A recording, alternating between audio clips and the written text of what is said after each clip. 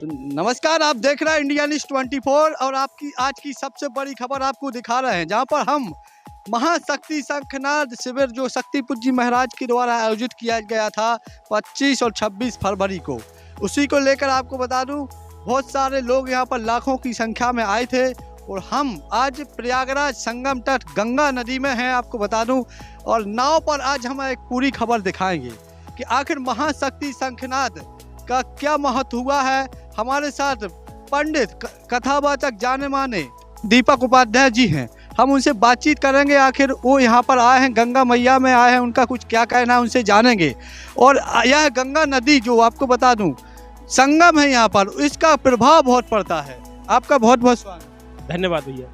जानना चाहता हूँ, पहले तो आप इस महाशक्ति शंखनाद में आए हैं, महाशक्ति शंखनाद में आकर आपको कैसा लगा, शक्तिपुर जी महाराज के कार्यक्रम में कैसा लगा, मैं आपसे जानना चाहता हूँ। धन्यवाद राघवेंद्र भैया, आपके लिए और आपकी पूरी टीम के लिए।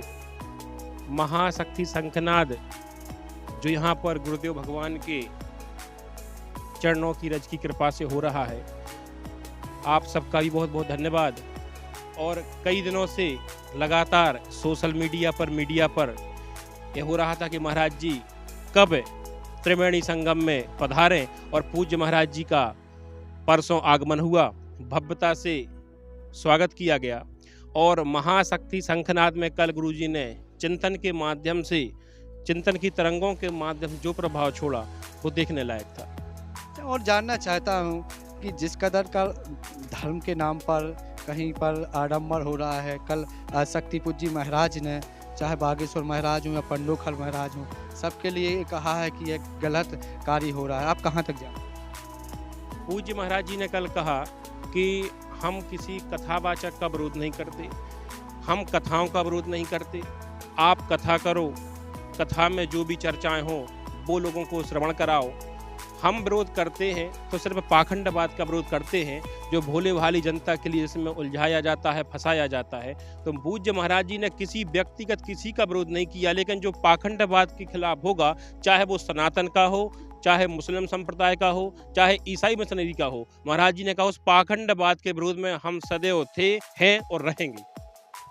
आप जिस कदर का लगातार कार्यक्रमों में अपने क्षेत्र में भी शामिल होते रहे, जब आप यहाँ पर एक महाशक्ति शंखनाद में शामिल हुए तो आपको क्या कुछ अलग लगा है? पूज्य महाराज जी का कल हम जो यहाँ पर आए, वो दोनों तरफ से त्रिवेणी बही। एक तो भागीरथी माँ गंगा रूपी त्रिवेणी यहाँ शुरू से सनातन से बह रही है, और पूज्य महाराज जी ने चिंतन के माध्यम से जो त्रिवेणी बहाई कल, वो देखने लायक थी। जानना चाहता हूँ, आज हम नाव में चल रहे हैं, गंगा में जा रहे हैं, तो कुछ आप एक कथावाचक हैं, कथाएं सुनाते हैं, लाखों लोग आते हैं गंगा नदी, तो क्या किस प्रभाव पड़ता है? देखिए, शास्त्रों में है, श्रीमद् भागवत महापुराण में है कि सगर के 60,000 पुत्रों को जो कपिल भगवान की क्रोधाग्नि में जल करके भस्म हो गए थे, उनका उद्धार करने के लिए भागीरथ जी के द्वारा गंगा को शिवजी की आराधना करके लाया गया। इसीलिए गंगा जी का एक नाम है भागीरथी। उन्हीं के द्वारा माँ यहाँ आई, और सगर के 60,000 पुत्र जो भस्म हो गए थे कपिल भगवान की क्रोधाग्नि में, गंगा माँ ने उनका उद्धार किया।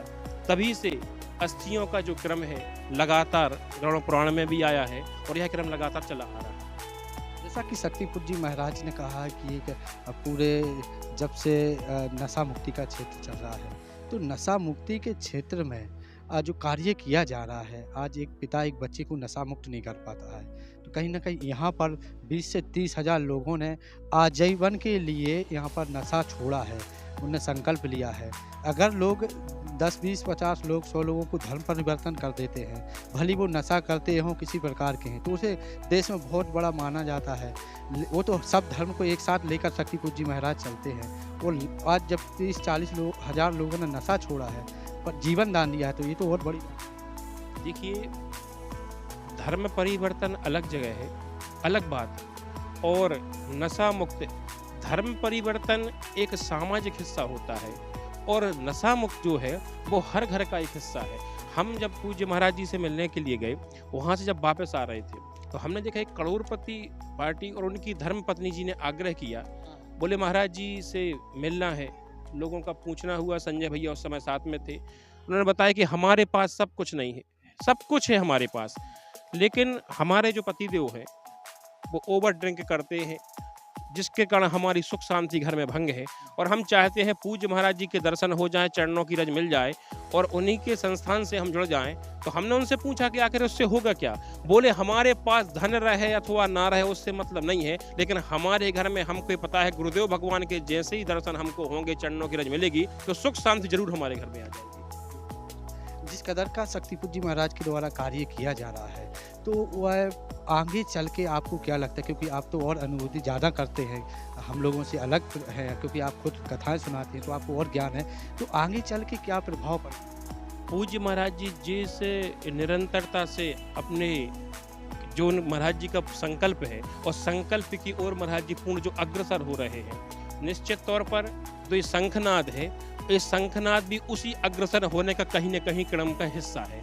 और पूज्य महाराज जी जिस समय, ये बात पक्की है, पूज्य महाराज जी जिस समय अपने इस शंखनाद रूपी अग्रसर होने के लिए जो आगे बढ़ रहे हो, जो पूर्ण शंखनाद होगा, तो ये समूचे भारत में ही नहीं, एक राष्ट्रवाद और अखंड भारत की ओर पूज्य महाराज जी का सर्वप्रथम योगदान होगा। समाज सुधार के लिए कई कई प्रकार के अभियान होते हैं, लेकिन समाज सुधार पूर्णतया कैसे? देखिए, समाज सुधार करना एक बातों से अलग है और उसको दिखा करके प्रदर्शित करना ये पूज्य महाराज जी कर रहे हैं। हम यदि बोलें कि हम ऐसा कर रहे वैसा कर रहे, तो वे तो ऐसा ही हुआ जैसे पर उपदेश कुशल बहु तेरे। हम पहले ये सोचें कि हम लहसुन प्याज नहीं खाएंगे, तो पहले हमको स्वयं को छोड़ना होगा, तब हम दूसरों से बोलेंगे। हम दूसरों से अकेला बोले, स्वयं मनन न करें, तो मतलब क्या है उसका? तो गोस्वामी जी ने स्पष्ट रूप से कहा कि पर उपदेश कुशल बहु तेरे। जो दूसरों को उपदेश देने में तो सक्षम है, उसको अपने जीवन में उतारने में सक्षम नहीं है, उनको मैं नहीं मानता। आज गंगा मैया का प्रभाव है, गंगा मैया के लोग दर्शन करने के लिए, नहाने के लिए, यानी आज जो यहाँ पर एक प्रभाव आया है, जहाँ पर कार्यक्रम में 2-2 लाख लोग होते थे शामिल, और गंगा नदिया के किनारे प्रयागराज में यह महाशक्ति शंखनाद हुआ है, तो कहीं ना कहीं पर जो लोग आए हैं तो गंगा नदी में नहाने का भी सौभाग्य। देखिए, तीर्थों के राजा प्रयाग हैं और तीर्थों के गुरु पुष्कर हैं। आज भागीरथी माँ गंगा में स्नान करने का तो महत्व जो है वो तो सनातन में सबको पता है, लेकिन जो चिंतन रूपी गंगा भागीरथी माँ चिंतन रूपी तरंगें हो रही हैं, गुरुदेव भगवान के जो प्रवचन चल रहे हैं, उसमें भी लोगों को बहुत लाभ हो रहा। और पूज्य महाराज जी ने कल आपने सुना होगा, पूज्य महाराज जी ने स्वामी प्रसाद मौर्य के लिए जो बोला, वो सनातन धर्म को एक गगनचुंबी थी, वो दिल को छुई बात। पूज्य महाराज जी ने कहा कि ऐसा बिल्कुल नहीं चलेगा, यदि स्वामी प्रसाद मौर्य आगे चल करके इसका विरोध करेंगे, तो पूज्य महाराज जी ने कहा कि राम हमारे परम आदर्श हैं, हम उनके नियम पर मर्यादा पुरुषोत्तम भगवान हैं, उनके द्वारा ही हमारा जीवन संचालित होता है, और यदि इस पर कोई टीका टिप्पणी हुई तो हमारा संगठन उस चीज के लिए विरोध करेगा, बाध्य होगा। हमारे साथ यहाँ के जो यहाँ पर रहते हैं गंगा किनारे भगवती मानव कल्याण संगठन के सदस्य हैं, जो यहाँ पर हल पर रहते हैं, लोगों की सेवा करते रहते हैं, दिलीप जी हैं, उनसे बात करेंगे। दिलीप जी, मैं जानना चाहता हूँ आप यहाँ पर कब से हैं? बहुत बहुत धन्यवाद राघवेंद्र भैया आपको। मैं यहाँ से 2012 से रह रहा हूँ।